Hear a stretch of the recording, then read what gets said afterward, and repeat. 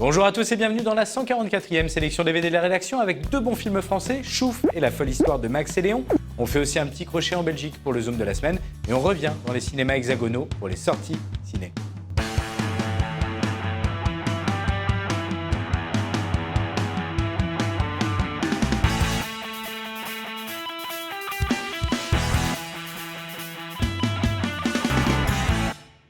Marseille, côté cité, c'est Chouf.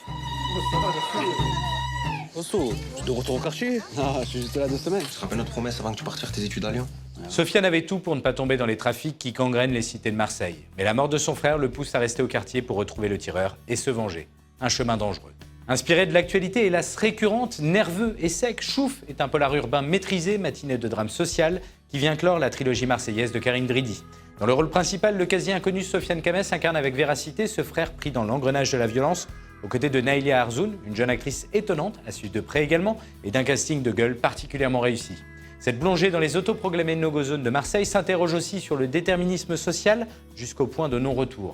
Efficace également, les bonus reviennent intelligemment sur le tournage et sur la place du quartier marseillais comme personnage à part entière du film.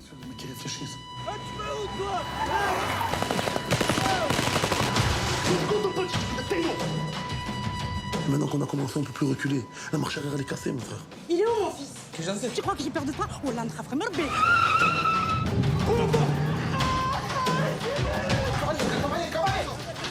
Mais regarde-toi, tu es comment?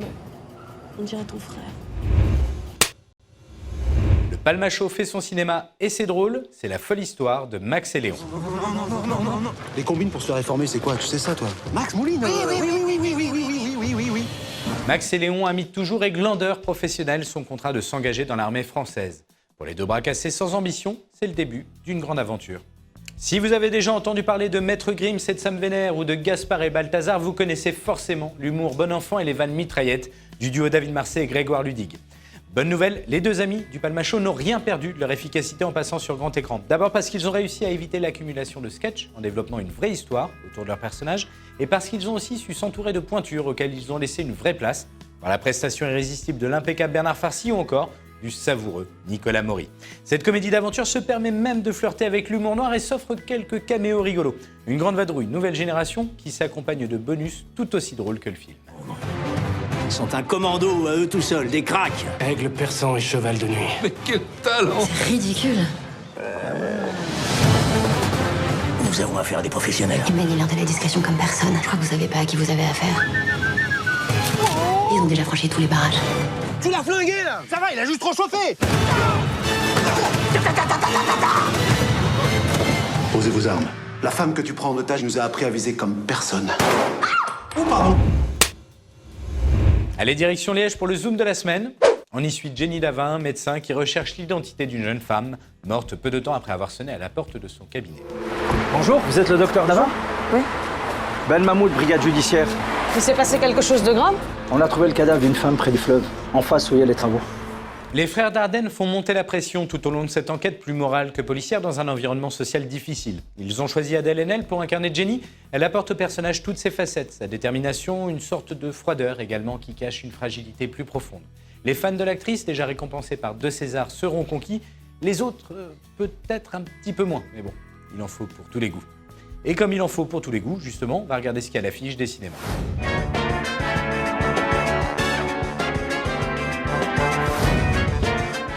Et cette semaine, pour annoncer les sorties ciné, on laisse la place à Manon, notre stagiaire. Merci, bonjour à tous. Cette semaine, Florence Foresti se reconstruit avec Mathieu Kassovitz dans Le touchant de plus belle, une jolie comédie dramatique parfaite pour révéler une autre facette de l'humoriste. Romain Duris incarne un prêtre et pas n'importe lequel, un certain Léon Morin dans La Confession. Non, ce n'est pas un remake du film de Melville, mais une autre adaptation du roman. Intéressant. Intéressant aussi ce film sur les 3 premières Afro-américaines ayant travaillé pour la NASA, avec les figures de l'ombre. Un hommage important pour rappeler que les États-Unis se sont construits et avancent grâce à leurs différences. Merci Manon, on aurait pu aussi parler de King Kong qui fait son grand retour dans School Island, d'un dîner qui tourne mal dans Babyphone. Pour en savoir plus sur les sorties et les horaires des séances les plus proches de chez vous, c'est dans votre quotidien et sur parisnormandie.fr. Bonne séance. Voilà, c'est tout pour cette semaine. À bientôt sur le site et dans votre quotidien Paris Normandie pour de nouvelles sorties.